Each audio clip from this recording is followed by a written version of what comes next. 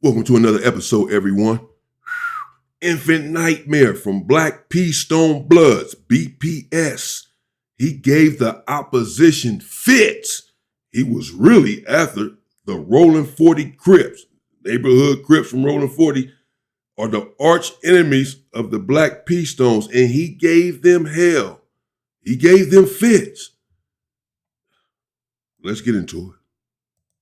War stories. In this episode, I'll be discussing the life of Infant Nightmare. Dante Kennedy was born on December 29th, 1998, in Los Angeles, California. He attended Hillcrest Elementary School.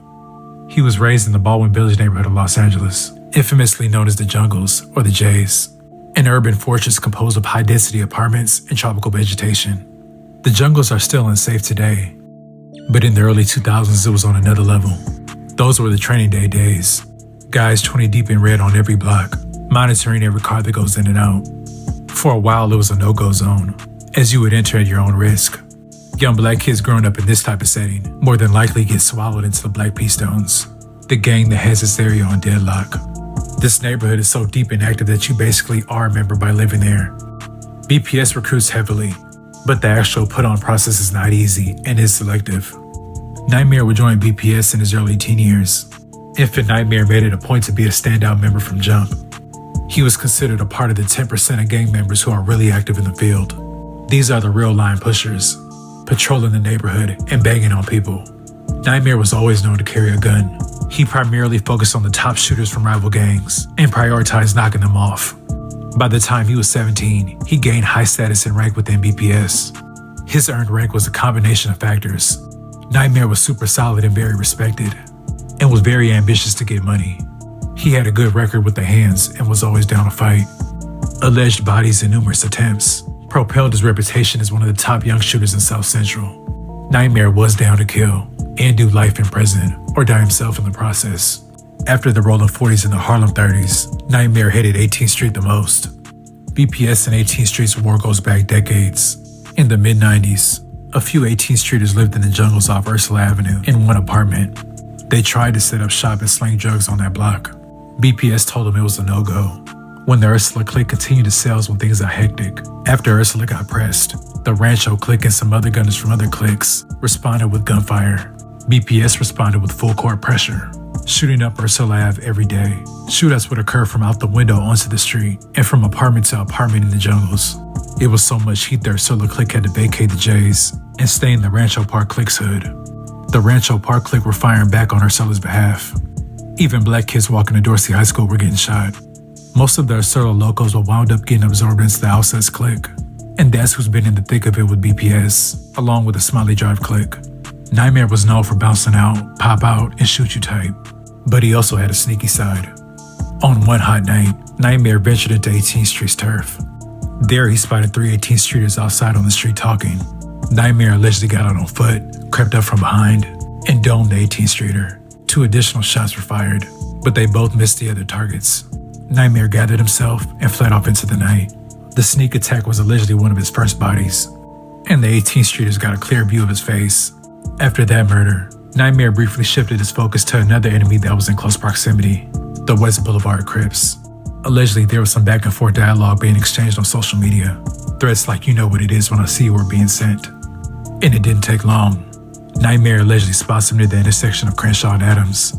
These cross streets is a point of conflict, as multiple gangs lurk near these borders and often are bound to run into each other.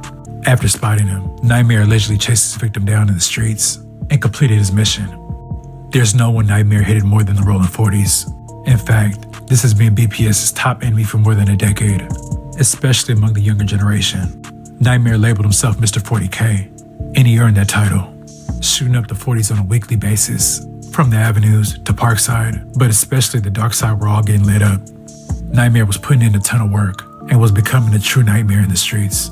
His name rang bells, and his gunplay put everyone on notice. He was an active shooter and had no intention of slowing down. As Nightmare rose to one of the top doubters. Yes, indeed. They've had a long beef with the Rolling 40 Crips, as he just alluded to, over a day. I mean, they've been going at it for some time.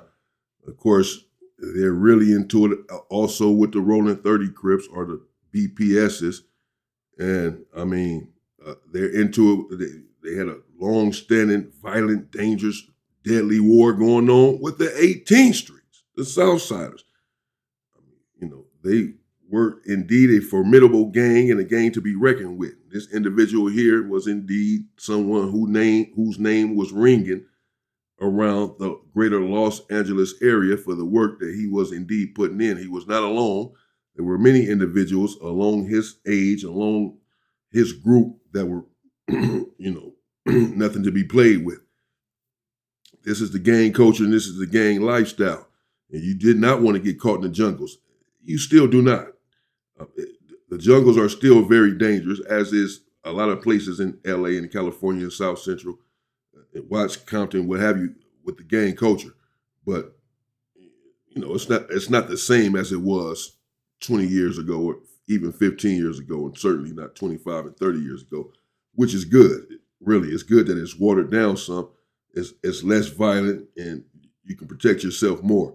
But it's still not something that you want to be involved with or areas that you want to be frequenting if you're not familiar with them and you're not from there. The infant nightmare here, as we can see, was indeed putting in work, and he had targets that he was focusing on. In the city, he began to prioritize killing other top shooters from rival hoods. Africa, also known as Tiny J Stone, was an extremely active, high-ranking member from the 89 East Coast Crips. Fast forward to July 29th, 2018, at 12:40 a.m. Africa is hanging out with rolling 40 members near 43rd of Vermont. Nitemare and other BPS members all saw it that night, driving around looking for a 40 Crip to kill.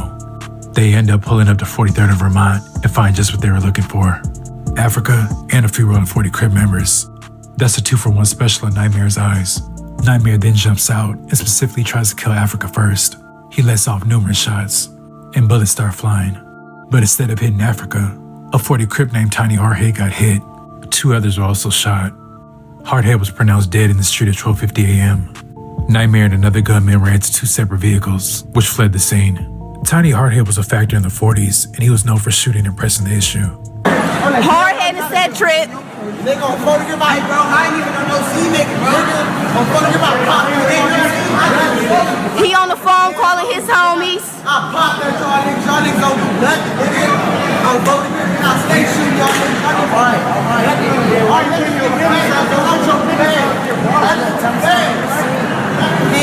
It's 4 of y'all though, it's only 3 of them.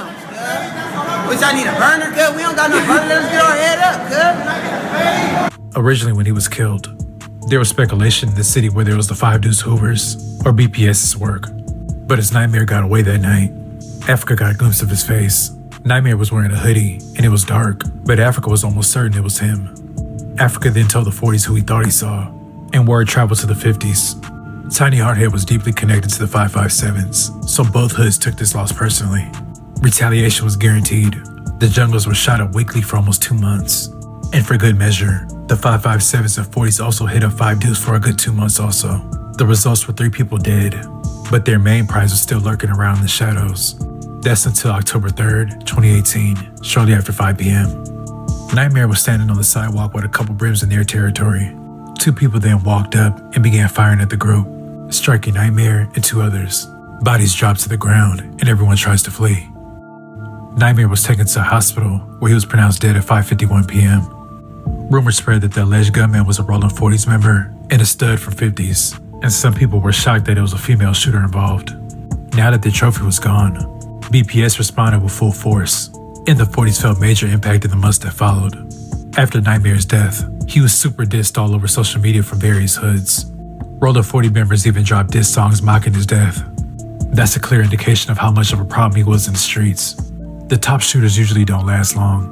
The common outcome is either early death or life in prison. BPS is still honoring Nitemare to this day. Wow. Rest in peace to Infant Nitemare, and rest in peace to the individuals that he's alleged to have taken out as well. This is just a cyclical events of the street.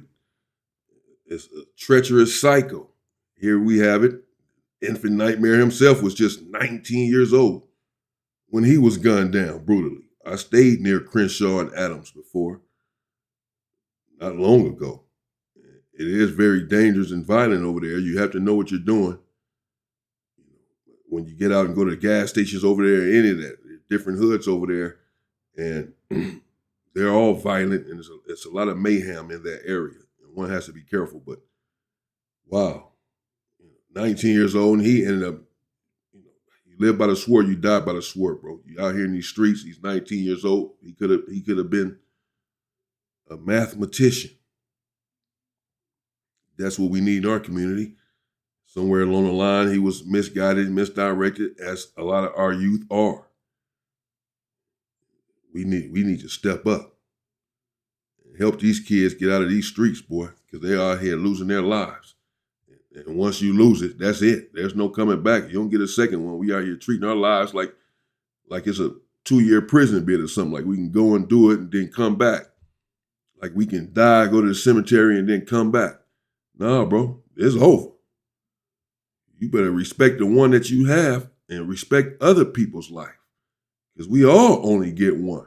And you have no right to take someone else's one life. And no one has a right to take yours. So we have to change the mindset of the culture. We have a problem. I'm okay with putting on the boxing gloves and resolving the problem as men. But we need to stop unaliving and deleting each other. We are our own worst enemy. I know that this is not what the video is about, but this is what I'm about. Stay safe and stay free, people. I want to go on and on and on, actually. But, y'all don't really want to hear this shit, man. Rest in peace to this dude, man. And everybody else that keep losing their freaking life out here in the streets, bro. For no reason. Never coming back again. Stay safe and stay free.